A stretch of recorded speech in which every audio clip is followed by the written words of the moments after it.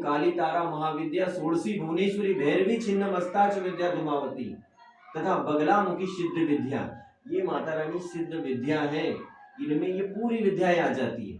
पूरी ब्रह्मांड की पूरी विश्व विद्याओं को मिलाकर फिर माँ भगवती का रूप होता है 10 महाविद्या। फिर मातंगी कमलात्मिका। अब ये इस शक्ति का प्रयोग कब कब ऋषि मुनियों ने महात्माओं ने किया। एक समय भगवान परशुराम जी थे, बहुत दुखी थे, बहुत परेशान है। उनके पिता बहुत बड़े योगी थे, माता भगवती के उपासक थे, वो 10 महाविद्याओं की। ऋषि मुनि महात्मा ना ऐसे एक महाविद्या की भक्ति नहीं करते, सभी को प्राप्त करके अपने हृदय में मन मंदिर में बिठाते। उनसे कुछ भी बात पूछ लो बता देंगे, हनुमान जी के बारे में पूछो तो बता देंगे, कृष्ण जी के बारे में पूछो तो बता देंगे, राम जी के बारे में पूछो तो बता देंगे, दुर्गा मैया के किसी भी स्वरूप के बारे में पूछ लो वो बता देंगे, क्योंकि मन में उनके मंत्र तर गए हैं, माँ तर गई है, माँ को उन्होंने प्राप्त किया, समझा है। ऐसा नहीं कि तुम कृष्ण जी की पूजा करते हो, नहीं कृष्ण नहीं है, विष्णु जी की पूजा करो, विष्णु जी भी कुछ नहीं करेंगे तो माता जी की पूजा करो। वो सबको जानते हैं, क्योंकि समुद्र और सोने की गोले तक पहुंचे रहते थे, उसके कितने आभूषण बना ले।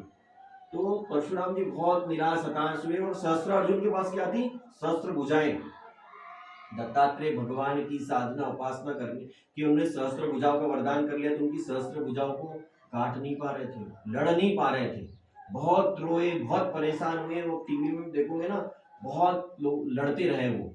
लेकिन जब उनको समझ में आया कि इस संसार में मेरी अब कोई रक्षा नहीं कर सकता, मेरे पिता तो योगी है, वो तो अगर श्राप दे दे तो सहस्त्र अर्जुन भस्म हो जाए, लेकिन मुझे कुछ करना पड़ेगा। तो भगवान शिव के पास कैलाश पर्वत गए और कैलाश पर्वत पर शिव जी से दीक्षा ली। उन्होंने गुरु दीक्षा प्राप्त की, भगवान शिव को गुरु रूप में प्रदान किया और फिर उनसे बोला कि प्रभु ऐसी शक्ति प्रदान करो, ऐसी महास्त्र मुझे प्रदान करो शक्ति स्वरूप में, कि मैं सहस्त्र अर्जुन की सहस्त्र भुजाओं को काट सकूं। तब भगवान शिव ने विचार मंथन करके उनको कहा कि मैं तुमको ब्रह्मास्त्र विद्या की दीक्षा देता हूँ, माँ बगलामुखी माँ की दीक्षा देता हूँ। और फिर कठिन वहां पे साधना हुई और फिर उसके बाद उनको परसे के रूप में माँ बगलामुखी माँ मिली। तो उनके परसे में ही माता रानी रहती थी और उसी परसे से सहस्त्र अर्जुन को काटा। जब परीक्षा आई, संदेह हुआ, इसमें विष्णु पुराण में आता है, भगवान परशुराम जी के पिताजी को माता रेणुका देवी पे, तो उन्होंने परशुराम जी से कहा कि मेरे जो बाकी पुत्र तो नहीं सुन रहे, मेरी आज्ञा का पालन नहीं कर रहे, तुम करो, तुम्हारी माँ का सिर काट दो, सिर धड़ से अलग कर दो। वो परशु ही था जिसने माँ के सिर के ऊपर में चल गया और चल के अलग हो गया। फिर पिताजी से वरदान में माता रानी को मांग ली, सोचो ये अस्त्र कभी। और फिर वही परशु था, वही ब्रह्मास्त्र विद्या थी कि जो अत्याचारी, जो क्षत्रिय थे, जिन्होंने आतंक मचा के रखा था, अभिमान अहंकार बस, उनको 21 बार बदलवान कर दिया। और वही भगवान परशुराम जी थे जो आगे चल के भविष्य में भगवान श्री कृष्ण को वापस उन्होंने उनका वाला सुदर्शन चक्र दिया, ये लो कृष्ण आपका वाला सुदर्शन चक्र धर्म रक्षा के लिए। और वही भगवान परशुराम जी की जिनके शरण में आए द्रोणाचार्य ने भगवान परशुराम जी से ज्ञान प्राप्त किया, अस्त्र प्राप्त करे, दिव्यास्त्र प्राप्त करे और ब्रह्मास्त्र प्राप्त किए। और द्रोणाचार्य जी से अर्जुन को ब्रह्मास्त्र विद्या प्राप्त हुई, और भी बहुत सारे लोगों को प्राप्त हुई। वही भगवान परशुराम जी थे बगलामुखी माँ के उपासक, जिन्होंने गंगापुत्र भीष्म को दीक्षा प्रदान की और उनको योग बनाया। और वही जो कर्ण थे ना, कर्ण के बारे में उनको पूरे अस्त्र शस्त्र देने वाले भगवान परशुराम जी थे। ये इस प्रकार से त्रेता युग से द्वापर युग तक ये सब पहुंची विद्याएं माँ भगवती की। क्योंकि जब आप देखोगे कि नवग्रहों की बात करोगे, आज हर व्यक्ति को नवग्रहों ने घेर रखा है, तो नवग्रहों से मुक्ति कैसे पाओगे? क्योंकि माँ की तो भक्ति मैं भी करता हूँ, मैं भी दुर्गा सप्तशती का पाठ करता हूँ, लेकिन हम कभी समझते नहीं उस सत्य को। सत्य को कैसे समझना है कि ताप्ती माता की भक्ति ये भी करते हैं और सूरत के लोग भी करते हैं, लेकिन जो साधक ताप्ती जी की यात्रा मुलताई से लेकर आरंभ करता है और सूरत तक जाता है, सभी तटों की माँ को अपने हृदय में धारण करवा लेता है, समझ जाता है कि माँ कौन है। अगर कोई व्यक्ति कहता है कि मुलताई में ताप्ती जी, उद्गम में ताप्ती जी है, वो कभी वो परिक्रमा करता ही नहीं है, तो वो कैसे जान सकता है? इसीलिए आज पूरी विश्व विद्याएं मिला के, चाहे दुर्गा माता हो, चाहे अम्बे माता हो, चाहे उमा माता हो, चाहे जगत जननी जगतारिणी मैया हो, सारी महाविद्याएं, पूरी विश्व महाविद्याएं सब 10 महाविद्याओं में आ गई। और इनकी योगिनियाँ हैं 64 महायोगिनियाँ, जो महाविद्याएं। भगवान श्री कृष्ण ने 64 दिनों में 64 विद्याएं सीखी थी। लीलावती कलावती करते हैं। अब भैया आपके पास कौन सी विद्या है, कौन सी शक्ति है बताओ?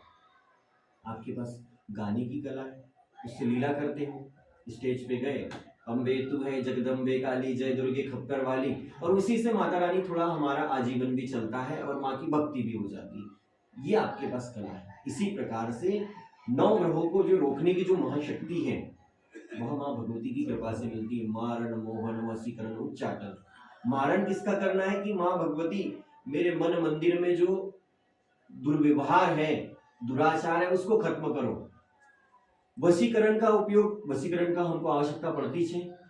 पिता पुत्र के बीच में चाहिए एक लगाव, चाहिए पति पत्नी के बीच में एक चाहिए मोहन, माँ के प्रति मेरा आकर्षण चाहिए कि नहीं माँ भगवती सदैव तू तेरे चरणों से दूरी मत रखना।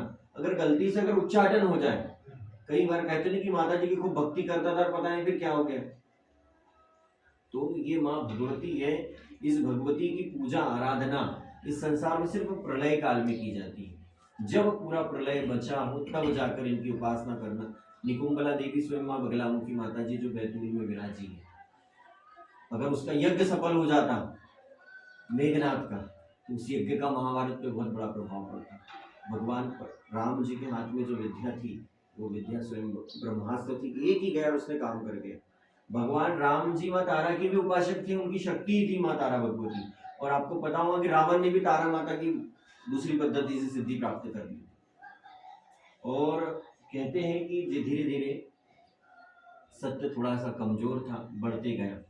चंड मुंड शुंभ निशुंभ ऐसे दानव हुए जो माँ की पूजा करते थे कि कोई नहीं। अभी आजकल क्या होता है पता है, माँ ही जन्म देती है, माँ ही सब सिखाती है, और फिर माँ की से ही लड़ते झगड़ते पत्नी आती है। उसी प्रकार से कई लोग विद्वान पंडित लोग यज्ञ से मतलब बड़े बड़े पीठ से ऊपर से मंच के ऊपर से बोलते कि नारी अपवित्र है, नारी ऐसी है, नारी वैसी बोलते। लेकिन यही मूर्खों की बुद्धि ठीक करने के लिए माँ भगवती ने कामाख्या स्वरूप में रूप लिया।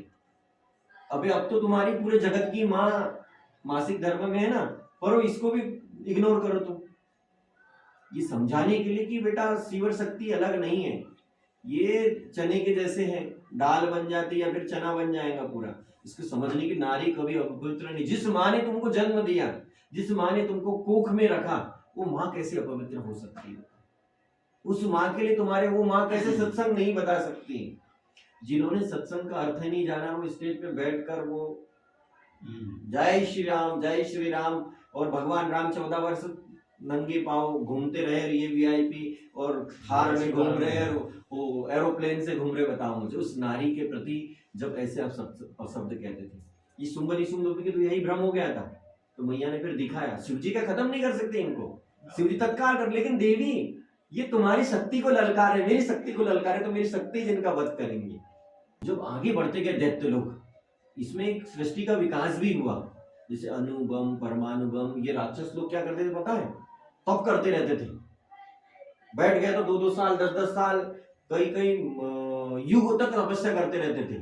तो आविष्कार उसमें भी और सृष्टि का। लेकिन ये क्या करते थे कि इनके पास जब पैसा बहुत ज्यादा आ जाता था तो इनको हजम नहीं हो पाता, उसका दुरुपयोग करना चालू कर देते ऋषि मुनि महात्मा। और इंद्र देवता भी हमारे कई बार अप्सराओं के बीच में रत्तों में खो जाते थे। तो भगवान शिव बोलते कि नहीं, जिसने कर्म किया ना उसका फल भोगे हो।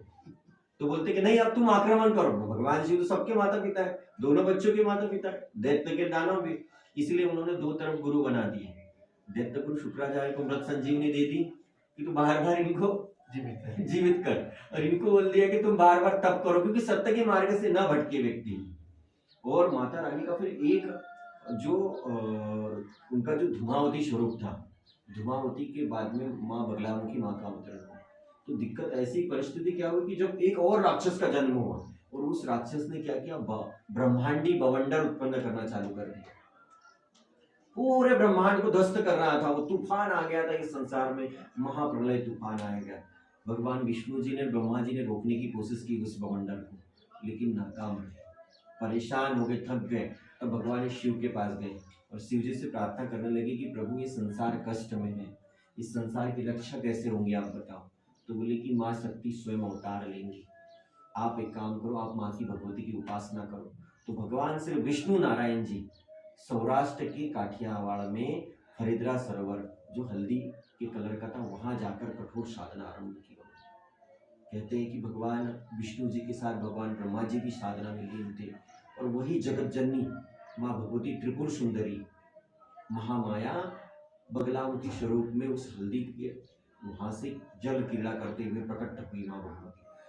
और माँ भगवती ने फिर दिव्य स्वरूप लिया। उनकी जो विद्याएं थी, मारण मोहन वशीकरण उच्चाटन, इसने सबसे पहले उस राक्षस की बुद्धि को सम्मोहित कर लिया, उसको ब्रह्मस कर लिया। फिर बाद में बोला कि ये इसको अगर कुछ कर लिया जाए दूसरा राक्षस को, तो फिर और करेगा, तो उसकी जीभ को ही पकड़ लिया हाथ में माता रानी। ये वही सबसे बड़ा कि जिसकी जीभ ही किलक। तो इस संसार में 9 ग्रहों को भी रोकने में माता, ये जिस समय जो बॉन्डर हुआ था ना, जब 9 ग्रह नहीं कर पाए तभी तो बात उधर पहुंची, ब्रह्मा विष्णु जी के पास में, शिव जी के पास में। 9 ग्रह इसलिए माता रानी की जो भक्ति करते हैं, आराधना करते हैं, उनके जीवन का ऐसा कोई रोग नहीं है जो ठीक नहीं हो सकता। ये सिर्फ आगे बढ़ने वाली पढ़ाई है, माँ को समझने वाली पढ़ाई है। फिर माता रानी ने अवतार लिया अपना, अपनी विद्याओं को भेजा, फिर उस राक्षस को मुगदर से भी प्रहार किया, रस्सी भी प्रहार किया, और इसी के ऊपर माता रानी सवार हो गई। ये राक्षस सदैव माँ के साथ रहता है। ये सबसे बड़ा राक्षस है सृष्टि का, त्रिभुर नामक राक्षस बोलते थे इसको। आज माँ भगवती, उनका मंत्र भी, जब 36 अक्षरी मंत्र की बात करूंगा ना, ब्रह्मास्त्र मंत्र, वो ब्रह्मास्त्र माँ भगवती की कृपा से चलता है। खाटू श्याम जी को वरदान देने वाली यही थी। उनको 3 अस्त्र दिए, लेकिन अगर ये माँ की सच्चे हृदय से आराधना कर ली जाए तो हर किसी को अस्त्र मिल जाए। इनके साधक स्वयं ही वो बनते हैं, खाटू श्याम जी जैसे बलवान बनते, क्योंकि खाटू श्याम जी की माता भी माँ कामाख्या देवी की उपासिका थी, मोरबी जी थी ना, स्वयं माँ की उपासिका थी, उनका पूरा परिवार। आप लोगों को सौभाग्य क्यों प्राप्त हुआ, इसका भी मूल कारण है कि खाटू श्याम जी कौन थे आपको पता ही नहीं अच्छे से। खाटू श्याम जी ताप्ती जी के पुत्र हैं,